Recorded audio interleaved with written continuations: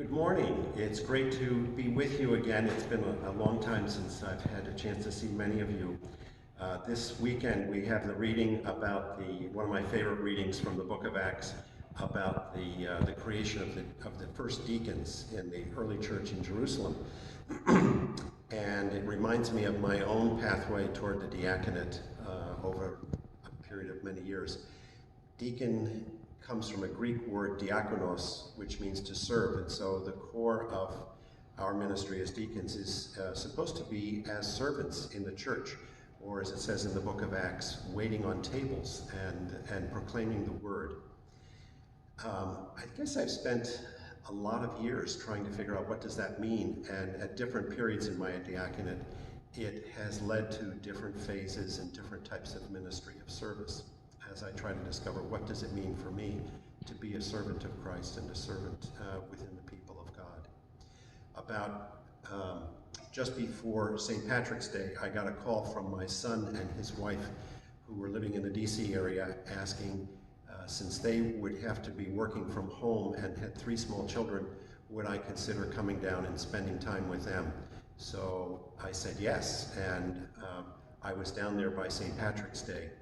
They have a cabin in West Virginia, so I've been spending the last almost 6 weeks with them, attending as my new career as an au pair for 3 small children, ages 3, 7, and 9, who are quite active and has given me new meaning of what it means to be a servant of 3 small children and an appreciation for the work of young parents trying to keep up with their kids. While I was down there, I got a lot of exercise, I'm happy to report, because we were up in the mountains of West Virginia, in a very remote area, and we were constantly climbing up and down hills.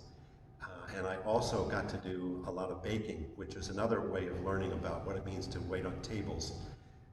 So it started because I used to buy my miche bread here at the public market, and I missed it going down there. And I thought, what can I do? So I went online, found some recipes for sourdough miche bread, and started making my own starter. And only later discovered that that's become the thing that everybody's doing. So now I have my sourdough starter that I'm feeding every other day, and making loaves of sourdough miche bread once a week, in addition to the other things that I've gotten to be very fond of baking, cookies and Irish soda bread and batches of granola and bunch of other stuff. So that's where I've been for the last 6 weeks. I just got back here into town for a while. I was also blessed to get an extended spring because it starts down there about 3 or 4 weeks earlier than up here in Rochester. So coming back here, it's a pleasure to see the forsythia once again and the serviceberry trees coming out, and we'll soon be having all the red berries.